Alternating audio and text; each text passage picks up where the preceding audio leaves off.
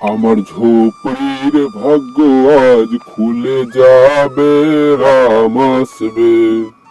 আমার ঝোপড়ির ভাগ্য আজ খুলে। কার পুত্র তুমি? আর এখানে কি করছো? আমার মাতা পিতা নেই, আমি গঙ্গার কিনারায় থাকি। তুই আমার সাথে আশ্রমে চল, আমি আশ্রমে একাই থাকি।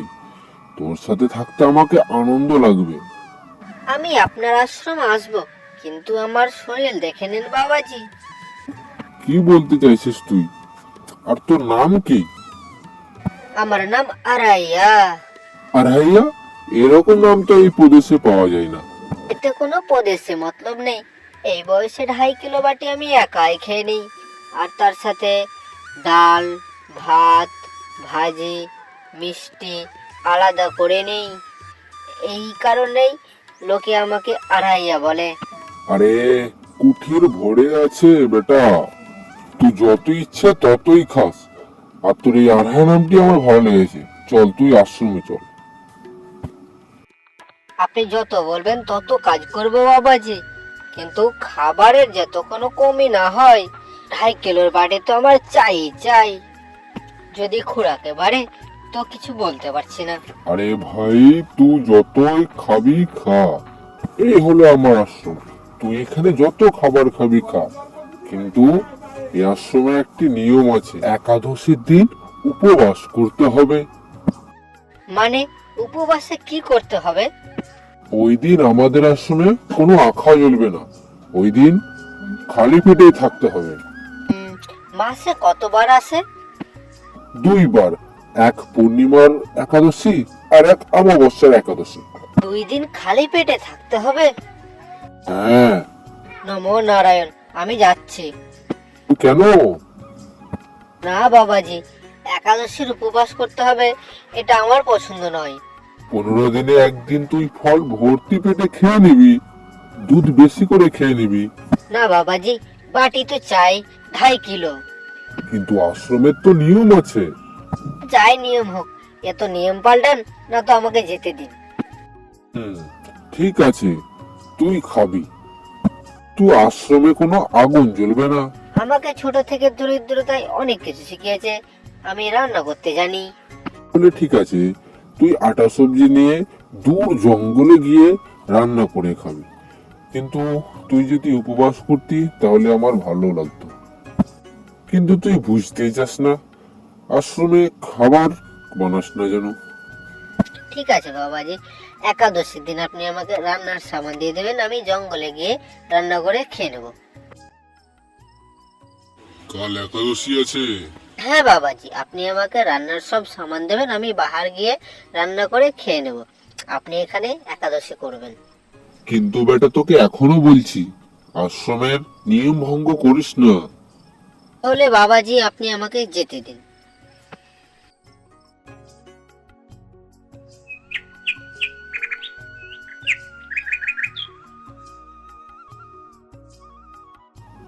ও আড়াইয়া, আমাদের আশ্রমের এমন নিয়ম আছে, ঠাকুরকে ভোগ লাগিয়ে তারপরে খাওয়া হয়। তুই একাদশীর দিনে এমন করছিস, কিন্তু ঠাকুরকে ভোগ লাগিয়ে তারপরে খাবি। কিন্তু ঠাকুর মানে কে? আরে ইয়ার, ঠাকুর মানে ভগবান। ভগবান। মানে ভোগ লাগালেও আমার সামনে চলে আসবে? তাহলে আমাকে বেশি করে সামান দাও। মূর্খ, তোকে কিভাবে যে বোঝাই, ভগবান আসবে না, তোকে ভাবতে হবে সেটা। কেমন ভাবনা? যখন খাবার তৈরি হয়ে যাবে তখন থালির সামনে বসে ভগবানকে ডাকবি। কমসে কম এতটুকু নিয়ম তো পালন কর। ঠিক আছে। ছেলেটা ঠিকই আছে, কিন্তু একাদশী করলে কত ভালো লাগতো।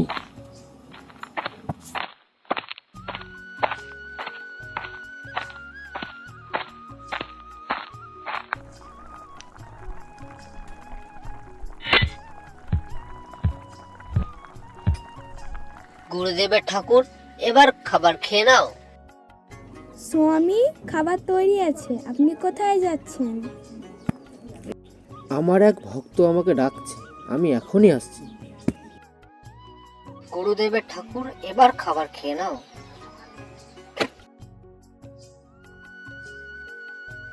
ও ভাই, তুমি কে? গুরুজির ঠাকুর আমি। গুরুজির ঠাকুর? বাবাজি তো বলতো ঠাকুর আসে না, আর আপনি এসছেন। বাবাজি আমাকে ঠকিয়েছে, আর আপনিও ঠাকুর। কিছু তো মর্যাদা রাখুন। অন্যের বানানো খাবারে ঝট করে এসে পড়ে গেছেন।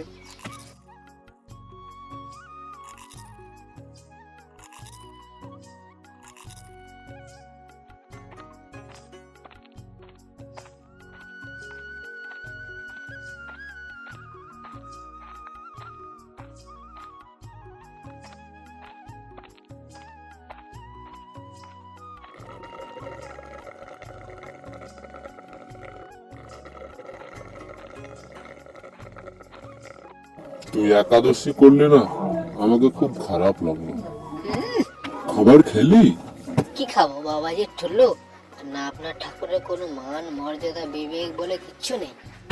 একেই তো একাদশী করিসনি, আর ঠাকুরকে অপমান করছিস। তো কি করব, আপনি যেমন বলেছিলেন তেমনটা করেছিলাম। হাত জোর করে বলেছিলাম গুরুদেবের ঠাকুর এখন চলে এসো, তো হুট করে চলে কিছু বলবো তার আগে সব খেয়ে নিয়ে চলে গেল। ভগবান থোড়ি তোর কাছে আসবে। একে তো খাবার খেয়েছিস, আবার মিথ্যে কথাও বলছিস। আমি মিথ্যে কথা বলি না বাবাজি।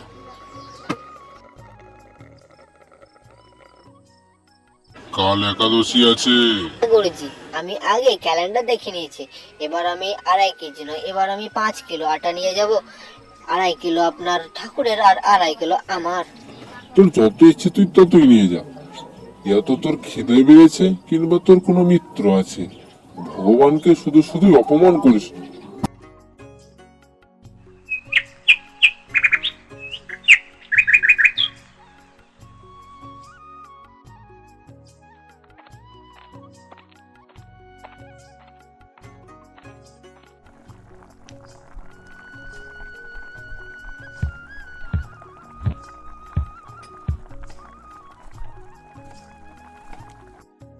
গুরুদেবের ঠাকুর, এবার খাবার খেয়ে নাও। একা একাই কোথায় যাচ্ছেন স্বামী? আমার এক ভক্ত আমাকে ভোজনের জন্য ডাকছে। আমাকেও সঙ্গে নিয়ে চলো। কিন্তু সীতা, ওখানে দুজনের ভোজনের ব্যবস্থা নেই। কোনো ব্যাপার না, অর্ধেক করে খেয়ে নেব। চলো, আমার ভক্ত যাই বলুক, ওর দিকে ধ্যান দেবে না।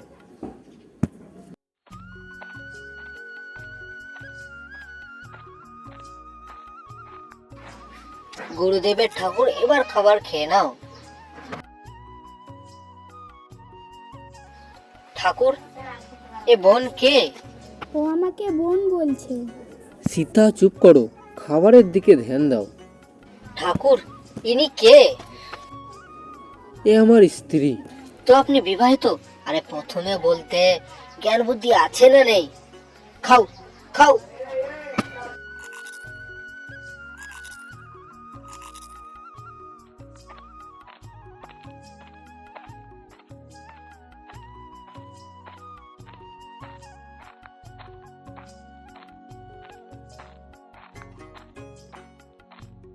একাদশীর আইসি কি তেইসি।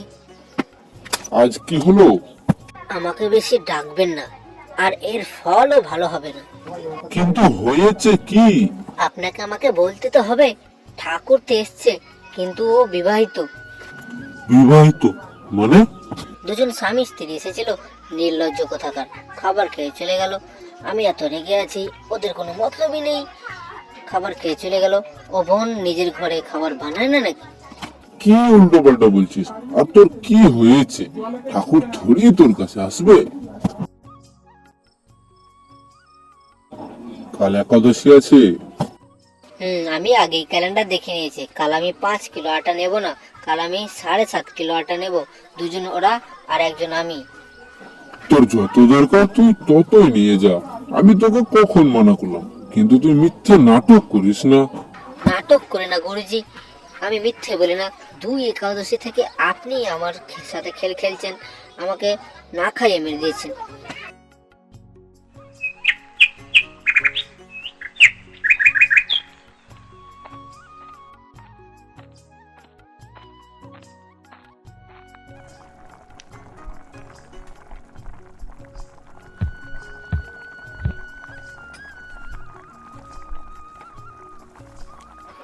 গুরুদেবের ঠাকুর, এবার খাবার খেয়ে নাও। আপনারা দুজন একাই একাই কোথায় যাচ্ছেন? আমি রাত দিন আপনাদের সেবা করেছি, আর ভোজন খেতে আপনারা একাই চলে যাচ্ছেন? লক্ষণ, তোমার স্বভাব খুব গরম, কিন্তু ওই ছেলে যাই বলুক না কেন তুমি কিছুই বলবে না। ঠিক আছে, কিছুই বলবো না।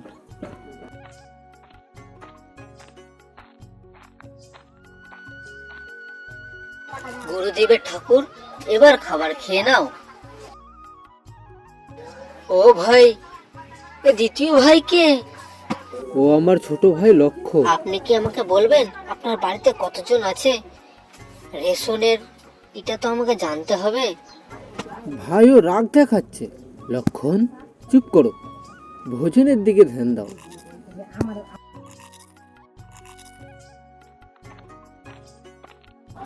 আজ তো ভালো করে খাবার খেয়েছিস না? আমাকে রাগিও না বাবাজি। রামই জানে এ বাচ্চার কি সমস্যা। কাল একাদশী আছে। হ্যাঁ বাবাজি, আমি ক্যালেন্ডারে দেখে নিয়েছি।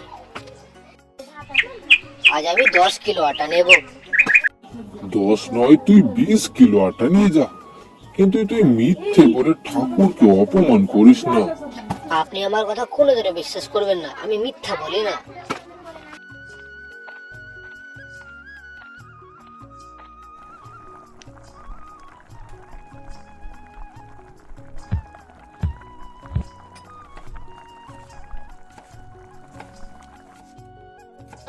গুরুদেবের ঠাকুর, এবার খাবার খেয়ে নাও। আজ আমিও আপনার সঙ্গে যাব প্রভু। চলো হনুমান, ওখানে কিছু বলবে না, চুপচাপ ভোজন খেয়ে নেবে।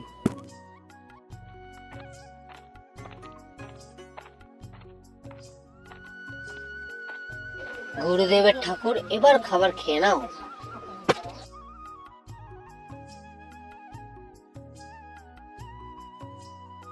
ঠাকুর, এই আরেকটি ভাইয়াটাকে? ও আমার সেবক। খেয়ে নাও, খেয়ে নাও, না খেকো গেল, খেয়ে নাও।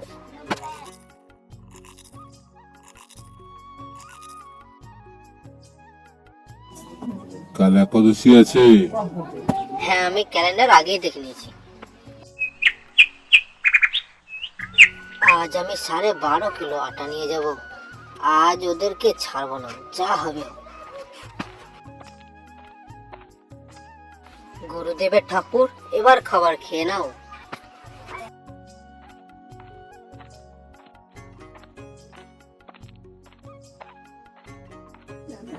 আর ভাইয়া, আজ তো তুই কিছুই বানাসনি। আজ থেকে এরকমই হবে। আপনার ভাইকে বলুন কাঠ কেটে নিয়ে আসবে, আর এই পবন পুত্রকে বলুন আগুন জ্বালাবে, আপনার স্ত্রীকে বলুন রান্না বানাবে, আর আপনি সাহায্য করবেন। তারপরে আমার থালিটি আলাদা করে আপনারা খাবেন। আর ভাইয়া, তোর বানানো রান্না তো আমরা গত 4 একাদশী থেকে খাচ্ছি, আজ তোকে আমরা খাওয়াবো। হনুমান, লক্ষণকে সাথে নিয়ে গিয়ে কাঠ কেটে নিয়ে এসো।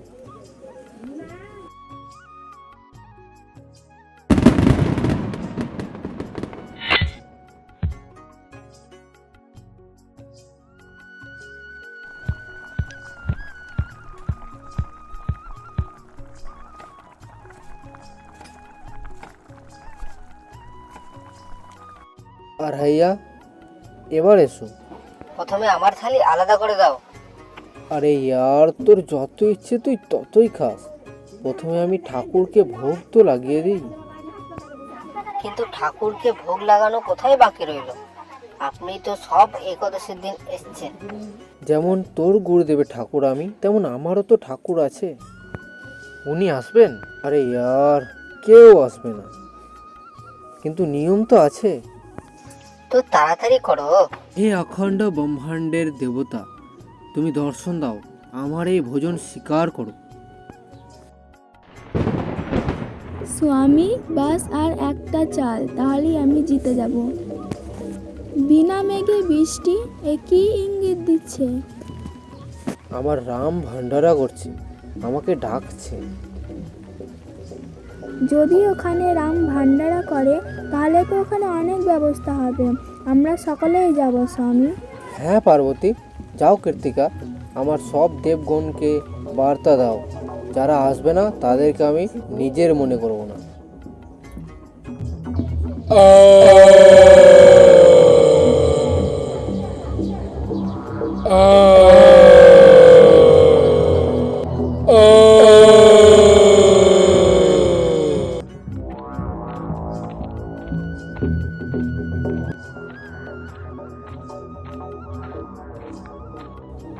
এই অখণ্ড ব্রহ্মাণ্ডের স্বামী, আপনার চরণে আমাকে স্থান দিন, স্থান দিন। এরা সব কারা? আসুন প্রভু, আসনে বসুন। এসো আরাইয়া, বসো। আমার আজ একাদশীর উপবাস আছে। আরে বস তো তুই। ঠাকুর, আপনি আপনার লোকেদের থালি ভর্তি করে দিয়েছেন, আর আমার পাতে একটি সুপারির দানা বরাবর। আজ আমার একাদশীর উপবাস, আপনারা খান। আরাইয়া, তুই চাক তো আগে। তোর বানানো রান্না তো আমরা গত 4 একাদশী থেকে খেয়ে আসছি।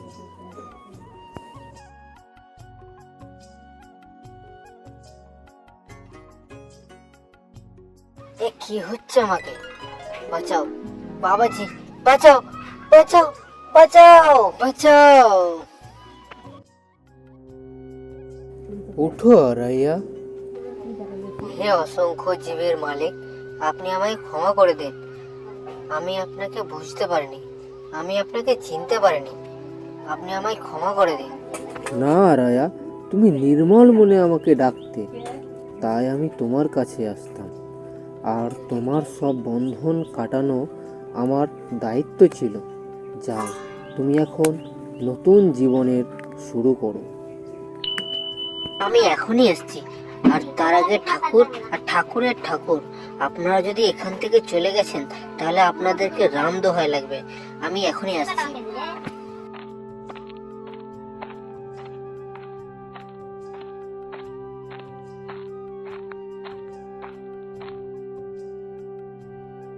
বাবাজি, কত বছর থেকে এই আশ্রমে ঠাকুর আছে? 100 বছর ধরে। কোনোদিন ঠাকুর সামনে এসে ভোজন খেয়েছে? তো চলুন, ঠাকুরও খাচ্ছে, ঠাকুরের ঠাকুরও খাচ্ছে। কে জ্বালানো কখন ছাড়বি তুই? 5টি ব্রত ভঙ্গ করেছিস তুই। বাবাজি, আমি মিথ্যে কথা বলছি না বাবাজি, আপনি সুযোগ ছাড়া করবেন না বাবাজি, চলুন না, দেখুন।